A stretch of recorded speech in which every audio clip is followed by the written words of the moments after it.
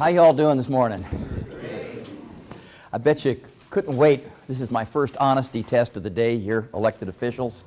Okay, when this is the last day of a 3-day class and your opening speaker is an economist, put your hands up if you were truly excited about this first presentation. Okay, now look around. Those are the ones that you can't believe, okay? Those are really the ones that, okay, you know, either they're geeks or, you know, they exaggerate just a little bit. That'll be the shortest introduction because I always tell people, let me introduce myself. I did spend 35 years in state government, so I was a public servant for 35 years. If you look at my career, I got a PhD from FSU, a football school, at least it used to be, you know. So it isn't one of those degrees that you sit there and you say, wow, a PhD in economics. But I did have a PhD, and I got it in about 1976. Okay, so I'm an old man. I'm older than everybody else in the room, soon to be 70 in 2 years, so I'm getting close. You know, and when I got my PhD, how many from the Panhandle? Put your hand up, just from the Panhandle. A few of you are maybe old enough to remember Dempsey Barron. He was the Senate President when I got my PhD, okay? 6'4", red hair, ruddy, you know. He heard I got my PhD, and he said, Terry Joe asked me to come down and talk to him. I thought I was going to get a pay raise, you know. Young staffer, got a PhD. Dempsey looked at me and said, Jim, I hear you got a PhD. Don't worry, I won't tell anybody. And he was serious. He said, don't change your business card. Don't change your letterhead. We're still going to just call you Jim because you're here to serve. Okay? We make the decisions. You're here to help us through the maze of what goes on. I am a competitive pool player. Anyone from Fort Walton Beach or that area, Starcades Billiards, you know, go over there a couple times a year to play in a pool tournament. I own a sports bar here in town where I shoot competitive pool. One thing I learned after 35 years of public service. My career, I was head of the Department of Revenue under Jeb for 8 years. I was appropriations staff director, F&T staff director. When you're playing pool and Starcades Billiards, you certainly do not introduce yourself, hi, I'm Jim Zingale, head of the Department of Revenue. Okay, not a good thing.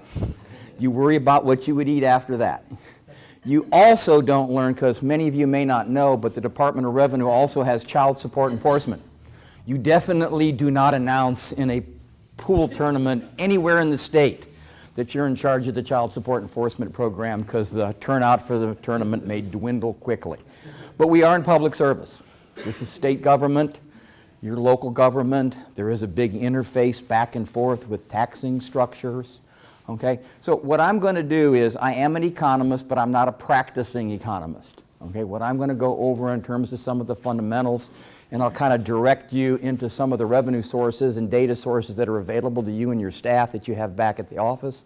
But I'm going to try to give you what is the official forecast of the state of Florida. It's not mine. If you think it's stupid, dumb, doesn't make sense, that's okay.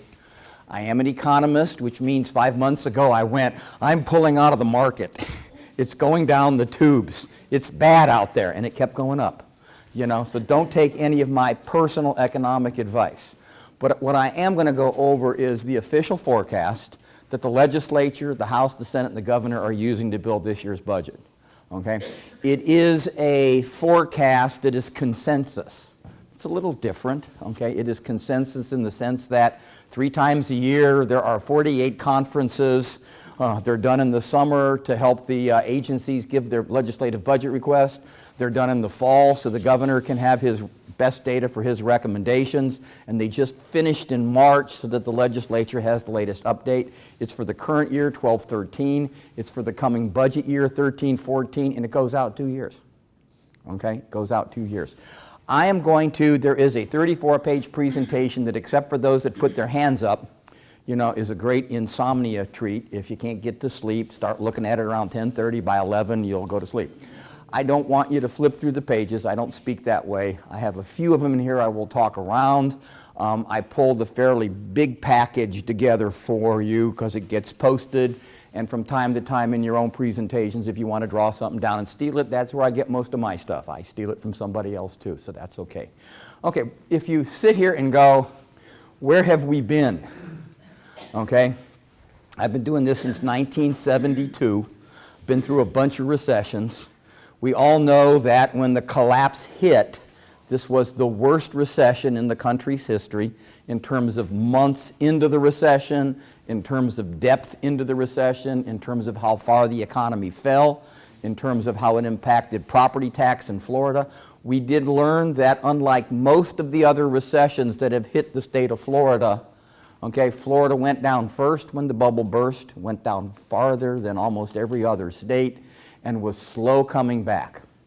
Okay, but the official forecast right now has us growing faster, depending where you are in the state, than the nation as a whole. Unemployment rate is coming down, and I'll get into the forecast in just a little bit, but I do want to point out that this current recession that started in December 2007, doesn't that sound a long time ago? Actually, officially ended, okay, 3 years, 9 months ago. Nobody believes that, okay? If you sat there and asked your constituency, do you know the recession ended 3 years, 9 months ago? They'd look at you and say, you've got to be crazy. Because this has been absolutely the slowest recovery of all times. And when your unemployment rate rose to double digits and higher in certain parts of this state, higher than 10, certainly, okay, the citizenry feel like they're still in it, depending upon, you know, the old definition. What's the definition between a recession and growth? It's whether you're unemployed or not. If you're unemployed, you're still in the recession, and we're still, you know, just barely under 8% in Florida. No, just a hair over 7% in Florida today. But this is the longest recession, and we have been in a recovery now. We have been in a recovery now for 3 years, 9 months, very slow, very slow. The forecast for the rest of this year, the budget year coming up, and the out 2 years, a 3.5-year forecast is no recession, strengthening recovery. Okay, you may not believe that. It may not be true in your county. It may not be true in any part of the state that you're in. We're going to talk a little bit about some of that. But it is no recession, strengthening recovery for the next 3.5 years. Okay? That is what the legislature is dealing with. When they made the forecast back in the fall, there were these risks to the forecast. And a number of the risks are still there. Okay? A number of these risks are still there. But right now, the official forecast is kind of discounting them. The Middle East will melt down. Yeah, we all know what that's like. Anyone want to go visit Egypt anymore? Probably not on your travel horizons at the moment. Okay, Middle East meltdown. The forecast said, nope, we don't expect any of that to happen for the next 3.5 years. Okay, European default, whether it be Spain, Greece, Portugal, you know, the common market sitting there, Cyprus a couple of weeks ago, you know, we're going to put a tax on everything you got in the bank, and guess what? Everyone ran down to the ATM and took everything out of the bank. You know, try to tax me now. Okay, but right now, what would happen if there was a major European default in Greece or Portugal? It would have major ripple effects all throughout the world. Okay, right now, the forecast says for the next 3.5 years, that's not going to happen. Restore Bush tax cuts. Okay, restore Bush tax cuts. That has happened. Okay, not totally, but enough so that the forecast when Congress went and restored those tax cuts, okay, no impact on the forecast. Pension lawsuit. Okay, well, the Supreme Court in Florida ruled in the favor of the state. At one time, we were pulling huge money out of the budget in case they lost that lawsuit, and everybody has different opinions as to whether they think that's a good idea or a bad idea. And the only operative one that was left that was flagged in the fall was debt sequestering.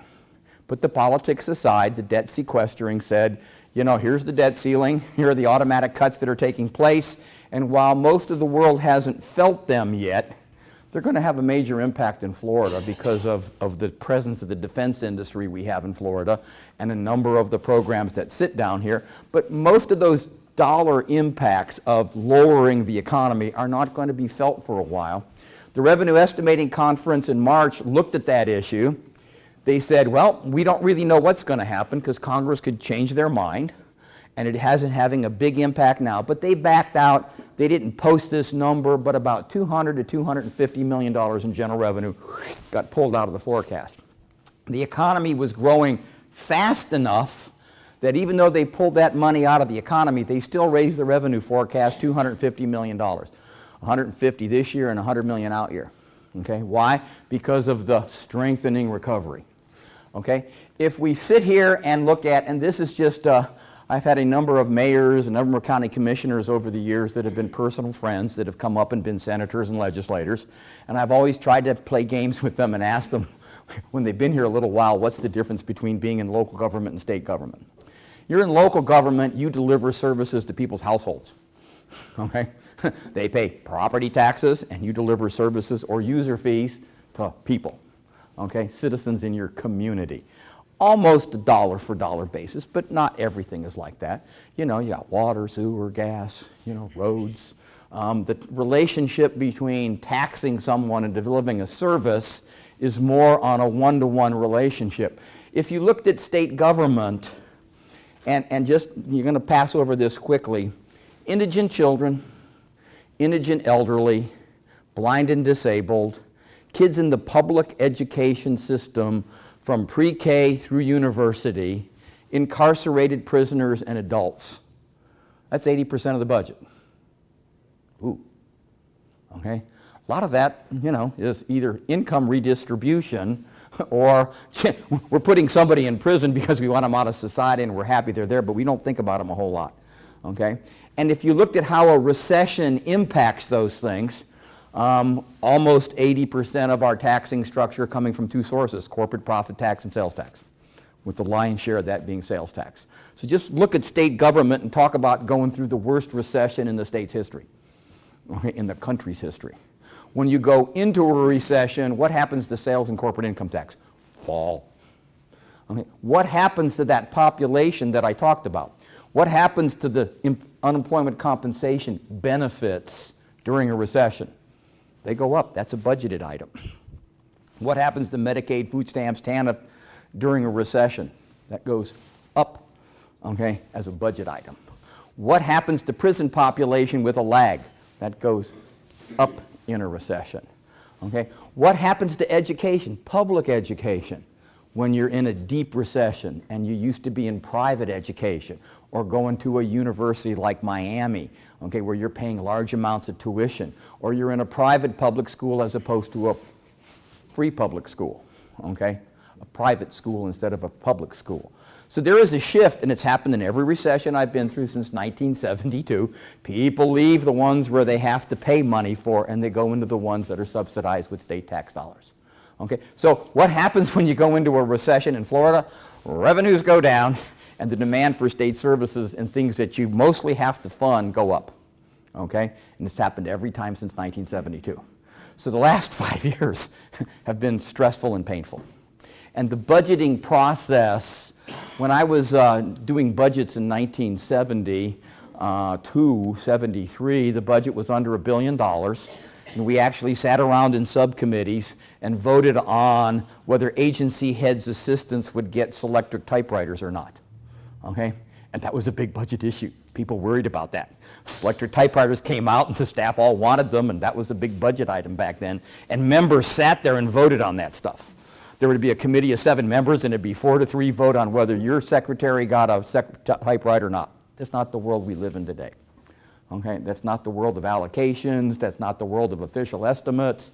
That's not the world of funding things that we call mandatory, like Medicaid and unemployment compensation benefit, and student enrollment increases with a constitutional amendment that says class size, what happens when enrollments go up.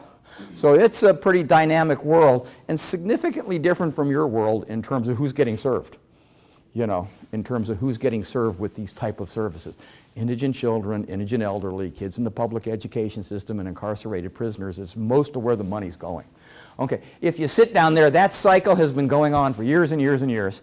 And over the last 5 years since the recession hit and the recovery has been real slow, as you get better, revenues return to growth, okay, and guess what happens to unemployment compensation benefits? They've been going down steadily from when we were over 10 to now almost 7.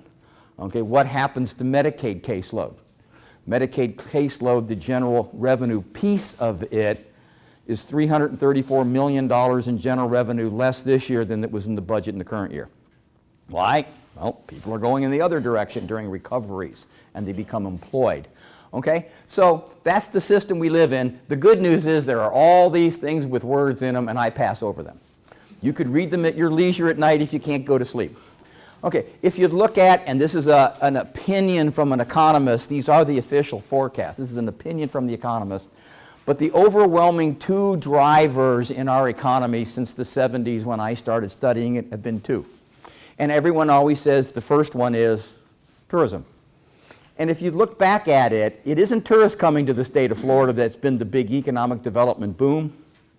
It's been the building of the tourist infrastructure and the housing and hotels associated with it. Okay, I could remember driving through in 1956. I lived in Cleveland. They had polio back then. You would come down to Florida in the summer to get out of the big city. Get out of Florida, come down here in the big city, you know. And I can remember driving through Orlando with my grandfather because my relatives lived in Winter Haven, where the biggest tourist attraction in the state existed back then, which was Cypress Gardens, not Disney World. Disney didn't exist. You got through Orlando in about 15 minutes. There were like 4 stoplights. You could see all the lakes when you drove through it. You can't do that anymore, but they were all there. Okay? So the building of that has been the second biggest engine, I believe, in the state of Florida. Okay? The biggest one, and certainly the biggest one, has been population increase. Okay? Population increase. Okay? In 3 years, we're projected to be the 3rd largest state in the country, even all the trauma that's been going on in the state with the housing bubble bursting. And if you looked at it, from 1950 to 1990, Florida has averaged 221,000 net migration. What's net migration? People moving out, people moving in. People moving out, people moving in. Okay? Almost 250,000 a year. That's 1 million new city every 4 years since 1950. When you looked at the decade of 2001, those numbers went up from an average of 221 to peaking, the little green number there, 354, 1 million every 3 years. Okay? Now, there was a lot of press that was given in the middle when the bubble burst. Foreclosures started to say that our population actually turned negative. And we got all kinds of negative press. They're going to Arizona, they're going to North Carolina, they're going all place else. Technically, that never happened. When they did the census and said, gee, those were forecasts, you guys were wrong. It never went negative. It did go down to 19,285 according to the census that one year. That's not negative. I think they had it forecasted like 250,000 negative back in that days. But when you count everybody, you found out that there were some you'd missed. If you look at where we are this current fiscal year ending in a few months, the forecast is 161,000. And in 2 years, we will be back to the national average, our historic average, 227,000. Is that going to happen? Well, it's already up to 141 last year, finished, counted. What is causing that? Well, certainly, you know, my cohort. Okay, for years and years and years and years, I thought I was a baby boomer. I always said, I was a baby boomer, I was a baby boomer. I'm not a baby boomer. I was born in 1945. That makes me a war baby. My wife was born in 1946. She was the baby boomer. I'm the war baby. But that cohort that came after my wife, okay, is the largest cohort that's ever come through the system. And in the next 20 years, the people getting to retirement age are 3 to 5 times more than they were in the last 10 years when we were generating that kind of net migration. And those, when the recession hit, that went, I can't sell my home, my portfolio has collapsed, I can't move to Florida, even though this is the best bargain for a home around.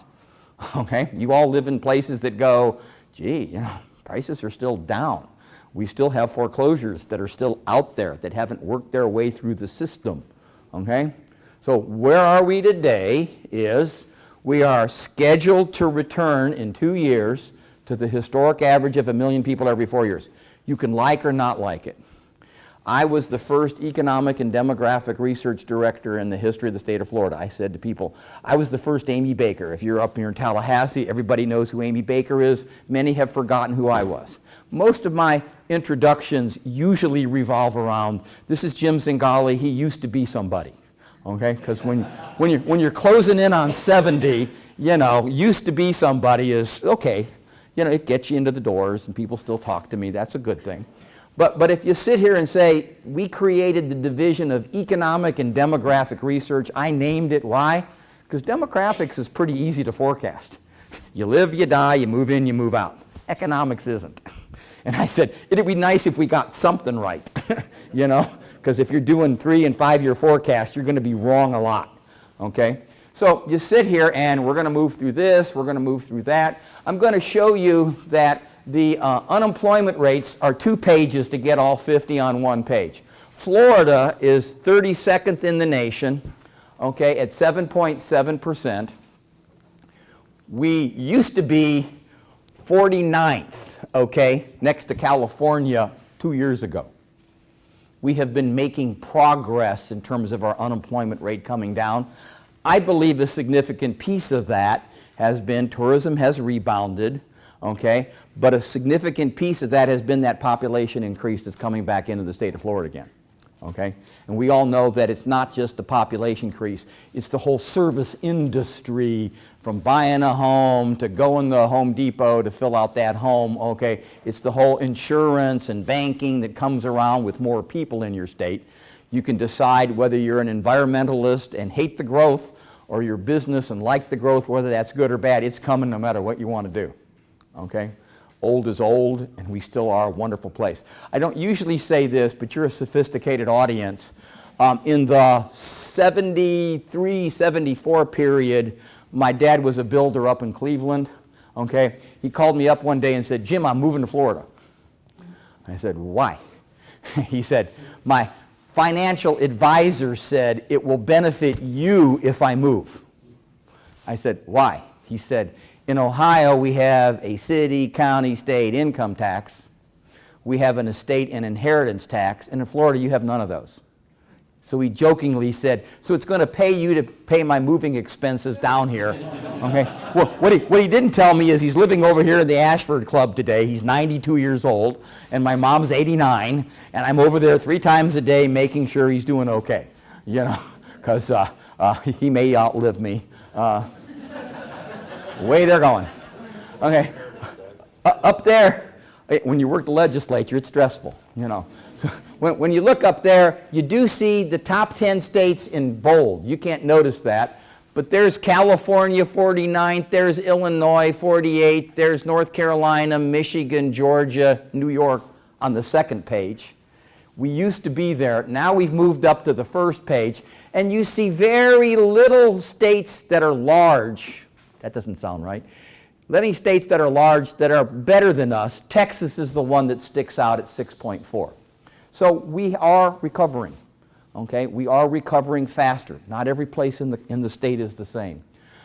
Okay, this has, and you can't see it because that little black line goes right down there, and don't rush down to see it. But if you wanted to see where your major metropolitan area is, I do represent Orange County. Some of these do have Orange County, and you go down here and find, oh, there's Orange County, Kissimmee, 7.1%. Two major SMSAs that are larger, that are substantially lower than us, okay, and than them, and that is FSU's county and Gainesville's county, and a number in the Panhandle. They didn't go down nearly as far, but in general, you can kind of see that the numbers go as bad as Palm Coast, just below Jacksonville, 10.3 are only double digit, and as low as Tallahassee's got a 6.4. Miss Lindley probably contributed a lot to that. And Fort Walton, you know, because they have a great place to shoot billiards in the fall. Is that off one? Yep, 5.5. It's different depending on where you are in the state. And that difference depends on when you were in the bubble growing fast, okay? When you could sell your condominiums by buy 3, hold it for 3 years, and pay for the one you want to live in. When that bubble burst, that was your taxing base. It kind of fell apart quickly, okay, and has been very slow to come back. Okay, so we are approaching the national average in terms of unemployment, okay. We used to be the blue line substantially higher. We are ahead of the national average right now in terms of job creation as a percentage, so we are starting to grow faster, and I truly believe much of that has been what made us who we are, okay, what made us who we are. You know, a state that grows. We have sun, if you did live in Cleveland, I mean, this has been between Chicago and all the way through the Midwest up to Boston, the snowiest, coldest winter they have had like in 35 years. If you have any relatives up there and you call, what's the weather like up there? If you live in Cleveland, well, this is a little climatology, if that's a word, don't know. But what was funny was when I lived in Cleveland and it got cold, okay, what happened was the cold came from the north, it came straight over Lake Erie, the clouds came in about October, they left in May, you know, and whenever it got below freezing, instead of it raining, it snowed on you, okay? So when the weather patterns pushed from the north down, cold and rainy. If you live in Florida and the weather comes from the north, it's dry and sunny. It's coming from the mountains in Georgia, okay? So when it's cold, we get bright sunny days, okay? When it's not cold, it's coming from the Gulf. It's coming in with warm weather and it rains. Totally the opposite. Totally messed me around. But when I came down here to go to FSU for the few years I was going to stay here to get my PhD, I was going back to Cleveland. Fat chance, you know, fat chance. I said, we used to call it up in Cleveland, you know, when the lid comes on in October, the lid doesn't leave until March. And if you got anyone that's lived in those zones up there, just ask them. Part of the reason they do come isn't that we're just a tax shelter for the rich, okay, is that it's a beautiful place to live. And maybe some days I'd vote. We had a Senate president in the early 70s that proposed an amendment that only native-born Floridians could live in Florida beyond 5 years. President, I think it was, can't remember his name, getting too old. Okay, but I drafted a little amendment and gave it to him that he actually filed, you know, that said, or parents of native-born Floridians, because my 2 children were born down here, and you wouldn't want to separate your children from your parents. So, but I mean, the reality is that is who we are. Okay, that is who Florida is. We have beautiful weather. We have beautiful ports.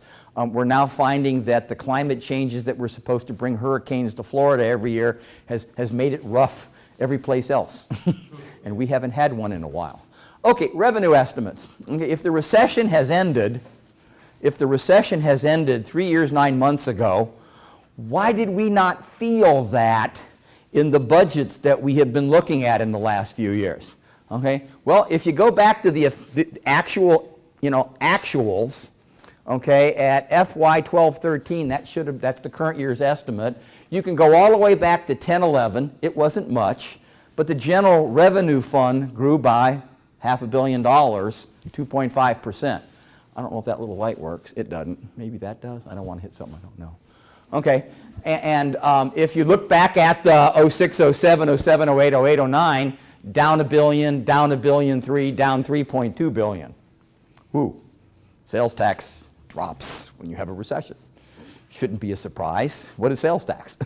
You know, it's everything you buy, mostly on discretionary items.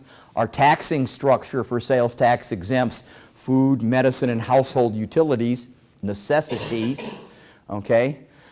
What's taxed? All the discretionary stuff from buying a car to going on a vacation to, you know, a home. It declined, but then it started to grow way back in 9-10. Nobody believes that, but these are actuals. Okay, $500 million, $700 million, $1.2 billion 2 years ago, $1 billion this year, and why the legislature is sitting there and the governor is sitting there this year going, well, gee, you know, we're spending money. Okay, we're spending money. The general revenue fund's growing by $1.3 billion, and then for locals, because when you see your property tax base, it ain't going to look like this. Okay, another $1.3 billion in 14-15, and another $1.3 billion in 15-16, mirroring that population increase. Okay, mirroring that population increase. Okay, so if you believe this or not, believe whether you think if the market drops 1,000 points, they'll stop coming. Could be. The Middle East falls apart. Probably not going to be these same numbers. But right now, those are the numbers they're looking at. Okay, this is more like we saw way back when. Okay, kind of normal budget year. This is a normal budget year. So when the governor's budget came out in January, I think everybody was a little surprised that the $70 billion budget that the governor proposed went up $4 billion. The largest increase, I think, ever, okay, from $70 to $74 billion. And if you would add up, and right now I'm kind of in a little, you know, the words I say right now are mostly true, fairly accurate, but everything's in flux. You know, 2 weeks ago we got allocation, last week the subs dropped their budget, yesterday they voted out, this is the budget, next week it'll be on the floor and then we'll be in conference. So the stuff has been changing. I had to get this done last weekend, so what happened this week isn't in a lot of this stuff. Okay, but it's fairly close, okay, fairly close. But when I looked at where it was in the bills that took to committee this week, the House, I think, was at, the governor was at 70. Yep, the governor was at 70. And one had a $4 billion increase, the governor, and the House and the Senate differed by that by 4.1 and 4.2. So when this session ends, will the budget grow by $4 billion? Absolutely. Because right now, going into conference, both sides got an increasing $4 billion. Okay? So other things that were a little unusual, you know, we're going to put $1 billion into public schools. Okay, a $2,500 pay raise. A pay raise for state employees is in the House and Senate. First time that's happened in probably 8 or 9 years. Okay, plugging a lot of holes that when the deficit was going down, when the recession was pulling us down, last year there was $300 million out at FSU that was taken. You know, well, they put that back in, all three of them did. There were some deficits in a lot of programs that some of it got put back in. But for counties, and this is what I told Orange County this week, you know, for counties, you used to have something called community-based projects. There was a form you filled out. County would sit there and say, here's something that would work in my county. It's economic development, it's roads, it'll bring in jobs. And you could pitch that to your local legislator and get in a process.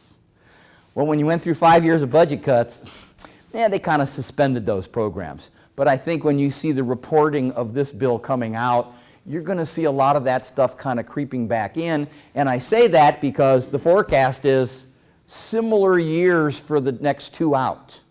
Okay, you can like that or not. There's one rule I've learned, something Dempsey told me. He said, Jim, this is a big poker game. Okay, that's what this budget process is. It's a big poker game. Unfortunately for us, the stupid, dumb, and he used other words, economists, deal the hand. If it's a bad hand, we have to play it.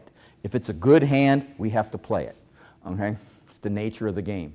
Every governor in the history of the state of Florida, every legislature in the history of the state of Florida has always balanced their budget. They have to by law. Okay, they have always balanced their budget. They have never run deficits. Even when we were going through the difficult times, the budget balanced. Constitution says you have to balance the budget. It isn't like the federal government. Okay? I've been doing this for 72 years. I was appropriations staff director on the House and the Senate, deputy on one. I was F&T staff director. Every year I've ever done this, they've balanced the budget. Money coming in, and they have a system in place with reserves that says when it goes down, okay, you do have some reserves, and we'll talk about that a little bit. If we looked at your taxing base, ooh, you won't like this one. This is property taxes, okay? This is property taxes. I have Orange County over there on the right because couldn't put all of yours out there, and I did this slide for them.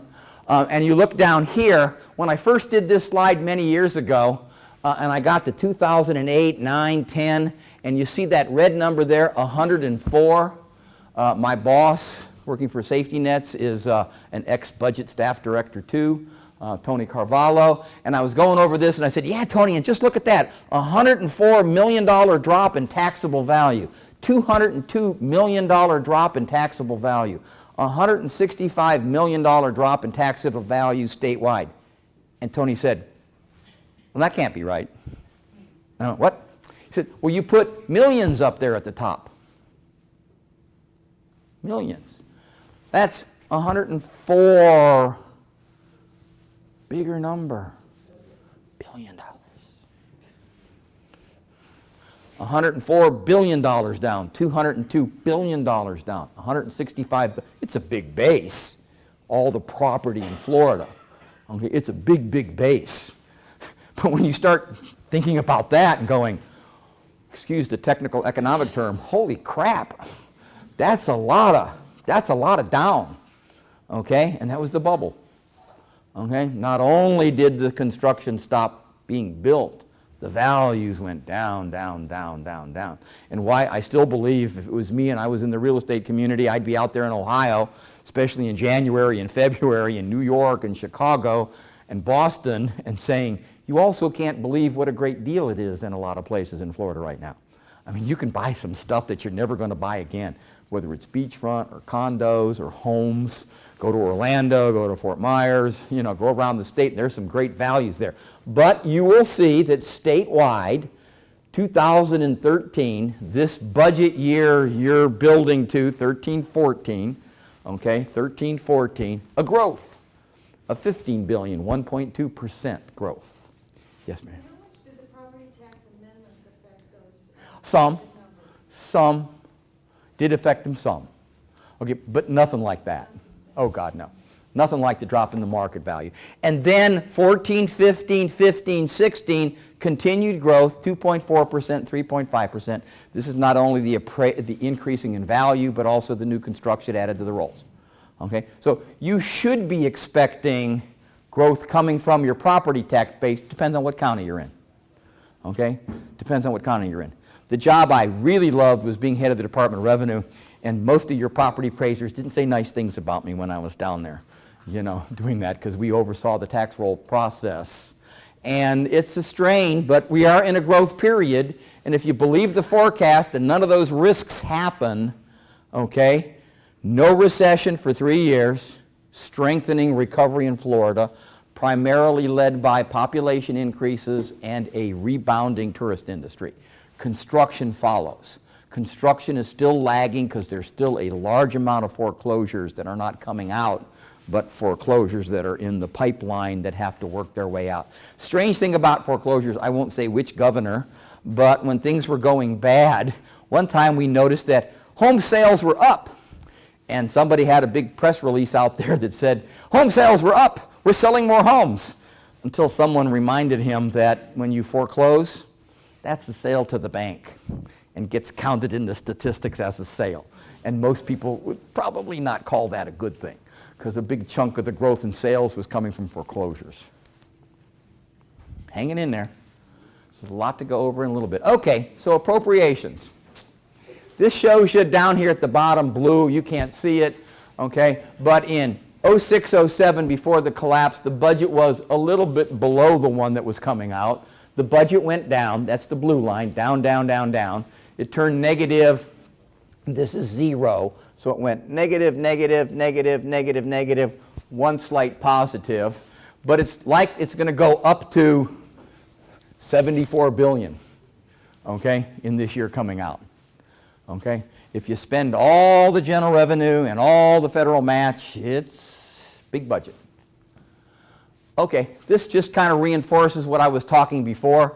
Here's public education, here's health and human services, and there's criminal justice in the prisons. You add those percentages together.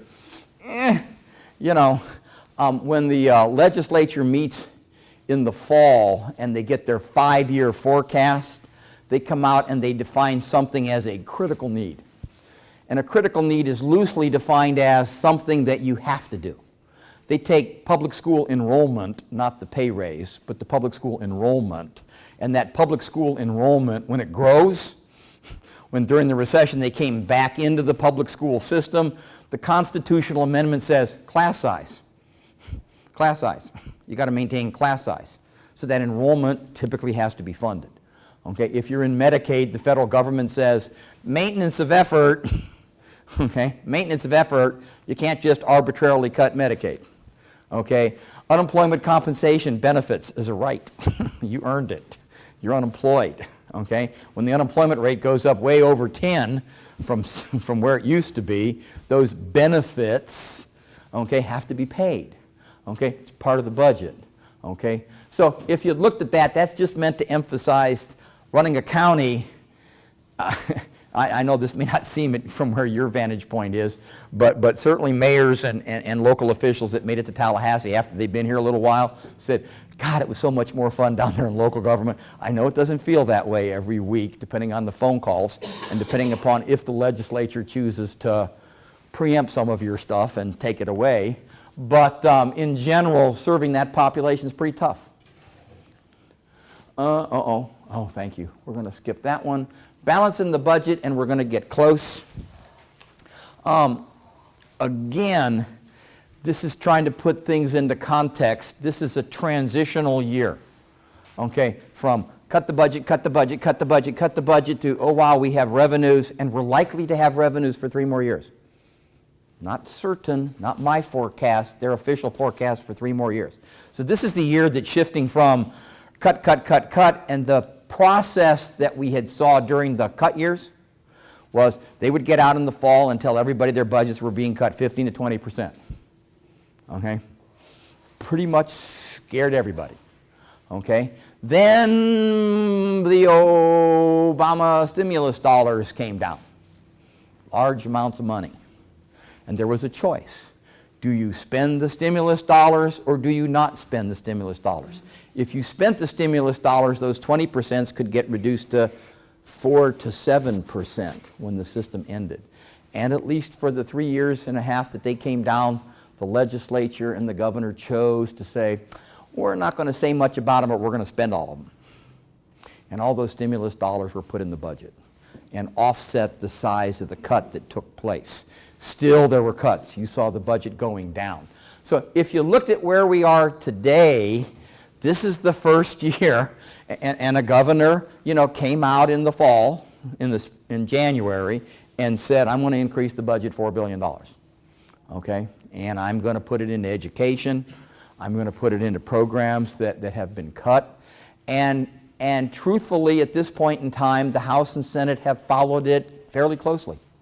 I'm going to try to give you some of the deviations just so you get an idea, because right this minute after yesterday, both committees passed budgets.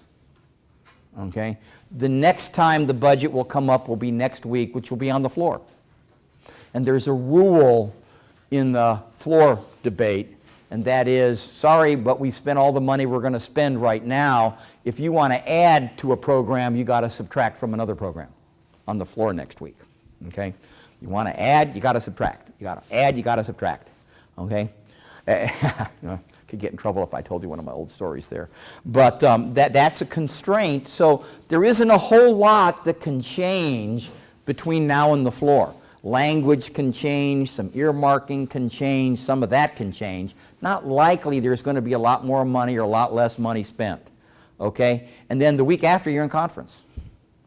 It'll take another week for them to negotiate on the allocation.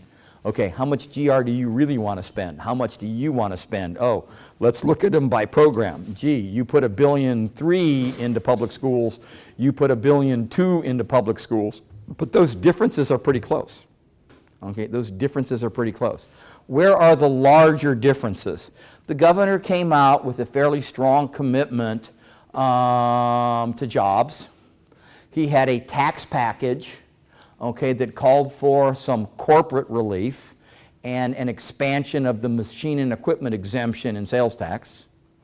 Okay, he had considerable amount of money, $200 million, that he put in for business incentives for economic development.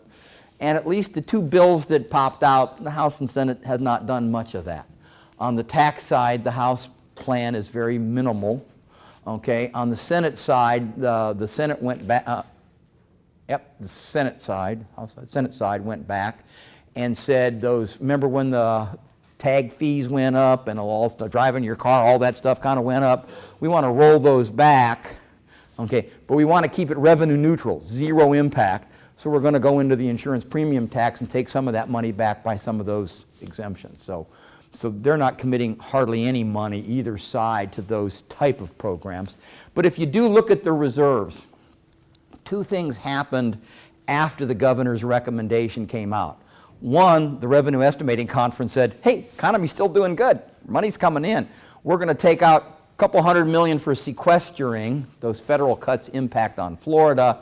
But the robust economy or the growing economy, we're going to add more money even than that. And so the legislature had about $250, $260 million more in general revenue than the governor did. And then on these caseloads, Medicaid caseload has been coming down a lot. A number of those indigent children, indigent elderly have been going down, and those programs needed substantially less money, okay, than the governor had put in their budget. So the House and Senate had about $650 million more than the governor did, and most of that money made it straight into the reserves. Okay, how much reserves? Our Constitution calls for a budget stabilization fund. Okay, when we were in a recession, that budget stabilization fund was pulled down in the year in which the crap hit. Okay, and then the law requires that to be paid back until it gets restored to its 5%. So both houses and the governor in their financial plan all have the reserves, $924 million. They got about $1 billion paid back into the budget stabilization fund. It had been as low as a little under 400. So there's almost $1 billion in those reserves. And then you look at the general revenue fund and say, how much of the general revenue fund did they not spend? Okay, because that's another reserve. And right now, the unencumbered general revenue reserve is reserves. I had to recalculate this last night. About $2.2 billion more than that billion in the House, and about $2 billion in the Senate. The governor was only at about $1.3 billion. Not that he might not have put it in reserve, but he didn't know he had it. So the House and Senate said, gee, we have more money, what are we going to do with it? Put it in reserve. Okay? If you would look at public schools, while it sounds like a lot of money, they're pretty close. If you looked at state employees on the pay raise side, I don't believe the governor had one, but the House and Senate, you know, one did a 3% across the board, the other one did $1,400 per. Okay, but first time they did that in a long time. If you would look at the retirement system. Retirement system has, and this is not a technically correct term, but I call it the growing actuarial deficit. It needed about $300 million to fund that, and both the House and Senate and governor did that. But then it's going to be a debate in those counties that are in the FRS. I think many of you are. I don't know that for sure.